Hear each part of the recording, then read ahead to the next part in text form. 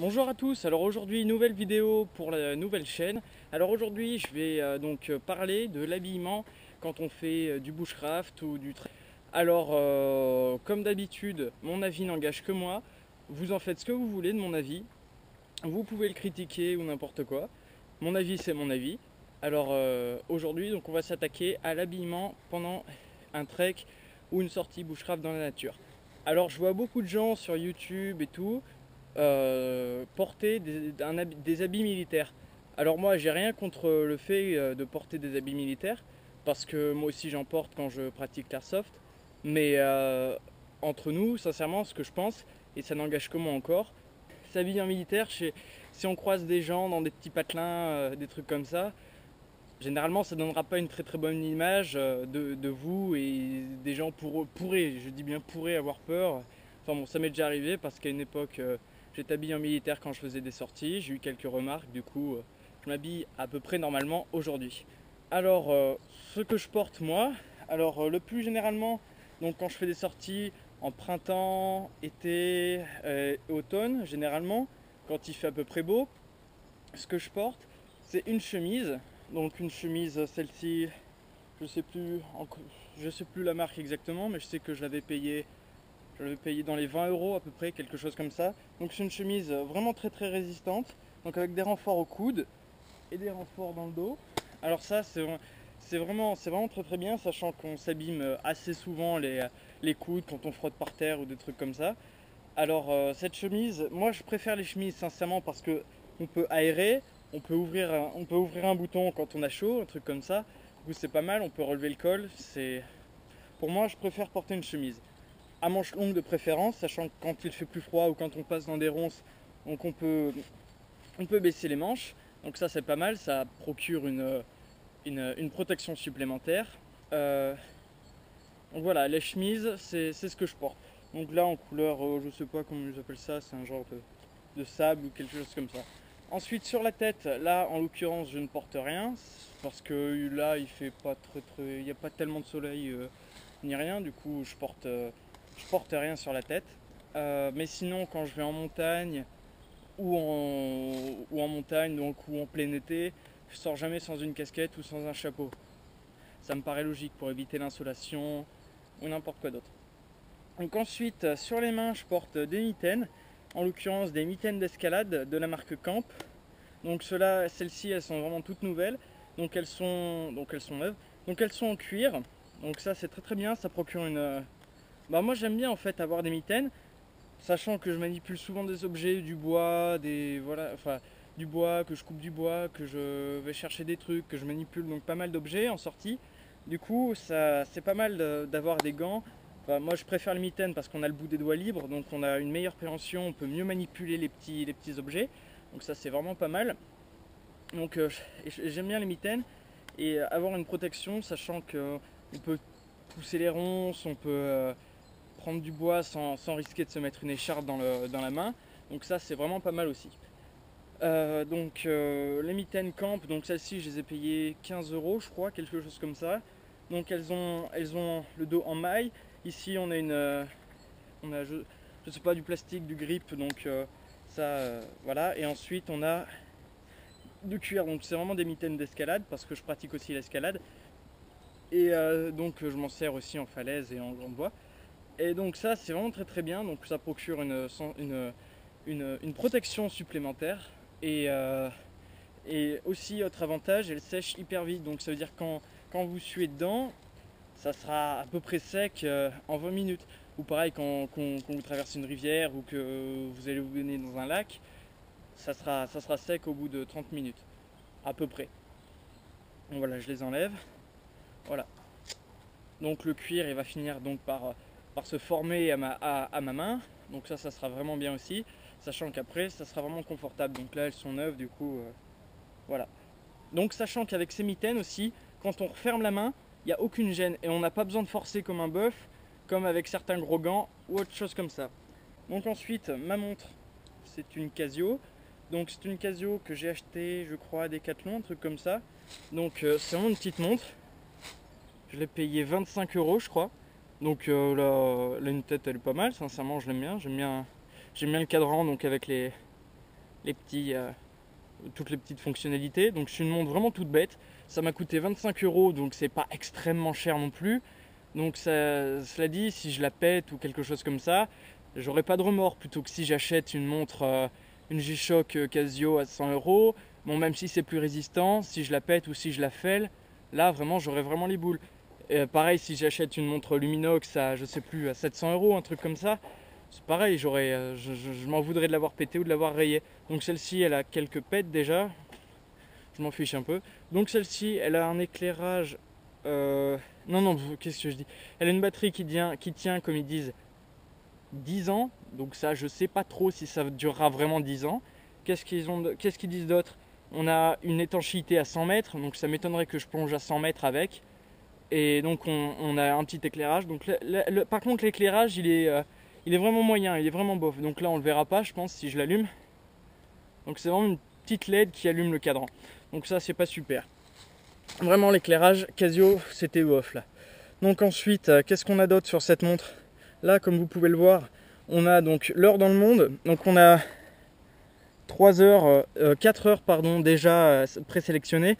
Donc New York, Londres, Paris. Donc moi j'ai mis Paris vu que j'habite en France.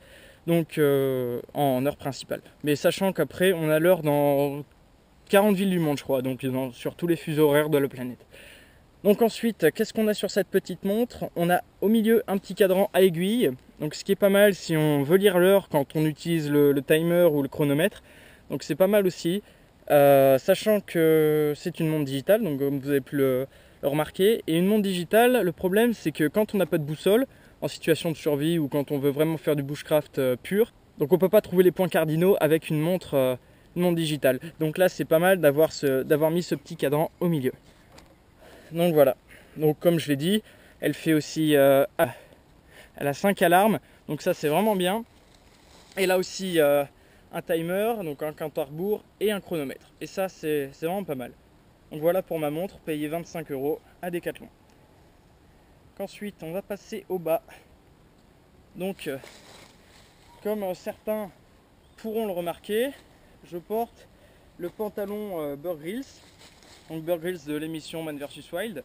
Le fameux pantalon avec les genoux, les fesses et les chevilles d'une autre couleur. Donc en l'occurrence moi je l'ai pris en vert parce que j'aimais bien la couleur et que ça se salit moins facilement qu'un pantalon que le pantalon blanc ou gris ou quelque chose comme ça ou sable. Donc voilà, le pantalon en lui-même il coûte assez cher, mais bon, il est vraiment ultra léger, on le sent vraiment pas, sauf quand on met des tonnes d'équipement comme moi dans les poches. Donc on le sent vraiment pas, il sèche ultra rapidement, il est ultra léger, donc c'est une matière respirante et assez fine. Je sais pas trop en quoi c'est, en élastane. Non, pas en élastane, je suis bête. Je sais pas, ça doit être du polyester ou un truc comme ça. Donc ensuite, donc les genoux et les fesses et les chevilles. Enfin les chevilles c'est plutôt un renfort. Donc là pour les genoux c'est pas un renfort. C'est simplement, c'est vraiment un matériau plus élastique. Donc ce qui fait que quand vous grimpez ou quand vous marchez, il n'y aura aucune gêne. Donc au genou, le tissu se tordra sans aucune gêne. Et ça c'est vraiment pas mal. Quoi dire d'autre sur ce pantalon? Donc on a ici deux grandes poches cargo. Donc c'est pas mal. Donc avec une fermeture éclair, avec une petite poche indépendante. Donc ça c'est pas mal aussi. Donc moi qu'est-ce que j'y mets? J'y mets mon Letterman, enfin ma pince multifonction, un petit bout de corde, je sais pas ce qu'il faisait là, il devait traîner. Ici on a deux grandes poches intérieures, donc on peut y mettre plein de trucs, c'est vraiment pas mal. Donc ici pareil une autre poche cargo, donc j'y mets mon couteau, pareil un peu de paracorde ou des trucs que je trouve dans la nature. C'est toujours pas mal. Donc ici qu'est-ce que j'y mets? J'y mets mes clés. Et là on a une grande poche sécurisée donc avec un zip. Et qu'est-ce que j'y mets dedans? J'y mets mon téléphone dans une petite boîte étanche. On y reviendra dans une prochaine vidéo sûrement. Donc voilà pour le pantalon Bear Grylls.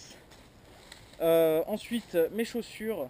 Alors mes chaussures, vu que j'ai pas encore fini ma croissance, j'ai des Quechua, je sais plus quoi, je sais plus exactement le modèle. Elles m'ont pas coûté très cher, mais j'en suis vraiment très content. Elles sont vachement respirantes, la semelle se fait assez rapidement. Donc elle est en cuir et en tissu.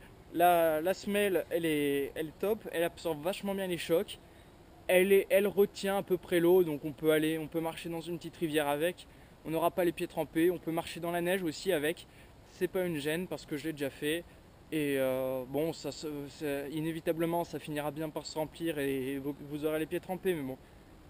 Donc plus tard, donc quand j'aurai fini ma croissance, par contre, j'achèterai des chaussures de randonnée, donc en cuir avec une vraie semelle Vibram ou un truc comme ça. Donc un truc vraiment plus évolué que ça. Mais pour l'instant, je me contente de ça et c'est vraiment bien. Donc là, j'en ai pas, mais d'habitude, j'ai des chaussettes de randonnée. Donc les chaussettes de randonnée, c'est pas mal, ça évite les ampoules et les trucs comme ça. Donc c'est des trucs anti-transpiration, donc c'est vraiment pas mal. Donc là, je les porte pas parce qu'elles étaient au lavage, tout simplement. Aussi, sous ma chemise, j'ai un t-shirt, vous savez, les nouvelles matières là en polyester, t-shirt de sport là pour la transpiration, des trucs comme ça. Donc c'est pas mal aussi. Donc ça évite les mauvaises odeurs aussi quand on marche longtemps et qu'on sue dans ses affaires. Donc ça évite d'en changer tous les jours. Et ça c'est vraiment pas mal. Quoi dire d'autre? Oui, quand il fait froid par contre. Donc là comme j'ai dit j'étais en été. Enfin là on est dans des conditions plutôt printanières et quasi estivales. Donc je porte pas d'habit chaud, j'en ai dans mon sac bien sûr. J'ai toujours un habit chaud dans mon sac. Donc quand il fait froid, je mets un sous-vêtement technique, un Kipsta donc de chez Decathlon, en attendant donc pareil de finir ma croissance pour acheter vraiment un truc évolué pour la marche nordique ou des trucs comme ça, de la marque Odlo, un truc comme ça. Donc il sera vraiment un produit plus évolué que le sous-vêtement Kipsta. Donc en dessous pareil, je mets un collant quand il fait vraiment froid et je porte ce pantalon dans la neige quand je vais faire de la montagne parce que tout simplement on le sent pas. Ça sèche hyper rapidement. Donc souvent, j'ai marché dans la neige avec. Il n'y a pas de problème. J'ai jamais eu de problème avec.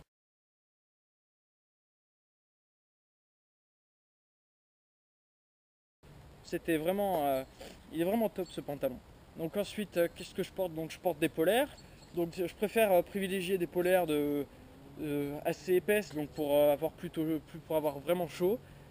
Et sinon, quand il fait froid, quand je vais vraiment dans la neige, je porte une veste, je sais plus la référence, Columbia ou un truc comme ça. Et sinon, quand je vais faire de la montagne ou qu'il fait froid, que je sais qu'il va y avoir du vent ou de la pluie, je porte donc ce qu'il y avait aujourd'hui parce que ça menaçait un peu. Mais bon, je l'ai emporté pour rien. Donc ma veste, une veste en Gore-Tex, donc parce que ça évite de suer comme un gros porc à l'intérieur. Donc comme dans un kawaii ou autre. Donc ça c'est vraiment pas mal, c'est respirant et étanche. Donc ça c'est vraiment le top. Si on va aller se balader quand il y a du vent, de la pluie ou qu'il fait froid et qu'on risque de transpirer dedans. Donc ça c'est vraiment super. Donc pour l'instant c'est tout ce que j'ai à dire sur mon habillement. Si j'ai de nouvelles choses à dire, je referai une vidéo. Si vous avez la moindre question, la moindre remarque à faire, n'hésitez pas à me la poster en commentaire ou par message privé, je vous y répondrai. Si vous avez envie donc de plus de vidéos pareil sur le trekking, des astuces pour bushcraft ou survie, n'hésitez pas à vous abonner aussi. Il y aura des vidéos assez souvent, j'essaierai d'en faire assez souvent. Et donc voilà, voilà. N'hésitez pas à vous abonner à ma chaîne, je serai très content. Et sur ce, je vous dis à bientôt.